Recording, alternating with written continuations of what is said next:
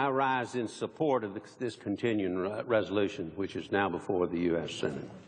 Overall, it's a relatively clean bill that carries forward current levels for discretionary spending and avoids another government shutdown.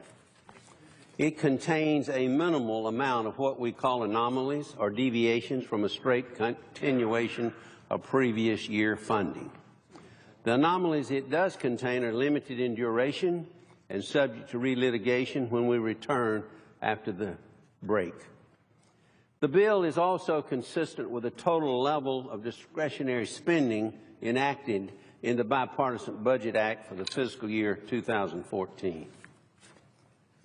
But most significantly, Madam President, this legislation will authorize assistance for elements of the Syrian opposition to help confront the threat presented by the so-called Islamic State of Iraq and the Levant, or ISIL.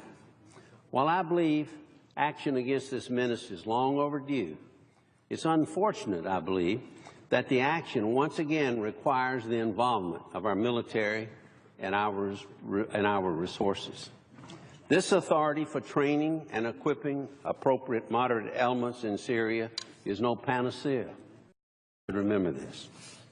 We should not expect, Madam President, quick and easy progress in turning the tide against this new terrorist threat that has developed in the region while this administration withdrew and hoped for the best. History and our experience in the region tell us that this will not be the last time Congress will struggle with this issue.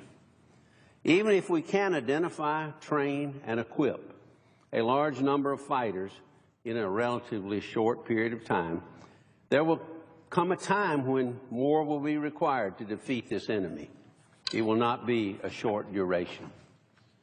It's unfortunate, I believe, that the President has chosen to ignore the fact, thereby avoiding an honest discussion with the American people. Nevertheless, I believe today it's important that we give the moderates in the region a fighting chance. If proper training and equipment can do that, we should support it until it becomes clear that we must pursue other means to achieve our goal. When that time comes, I expect Congress to have a full and open debate on that issue. But for now, Congress, I believe, has a responsibility to carefully track what the administration is doing with any funds it reprograms for this assistance and how this fits into a broader regional strategy there. The language in this bill will ensure that the administration provides the information to the Congress that we need to do so to do our job. Once again, support for this continuing resolution will achieve two very important goals. One, avoiding a government shutdown and maintaining spending levels currently in the law. Very important. For these two reasons, I will be supporting the bill.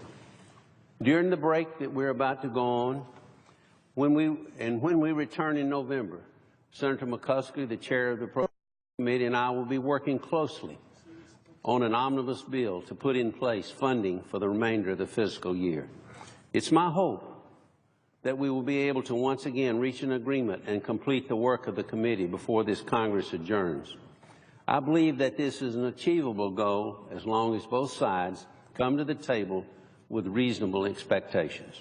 We have done it before, and I expect that we can do it again. Thank you, Madam President.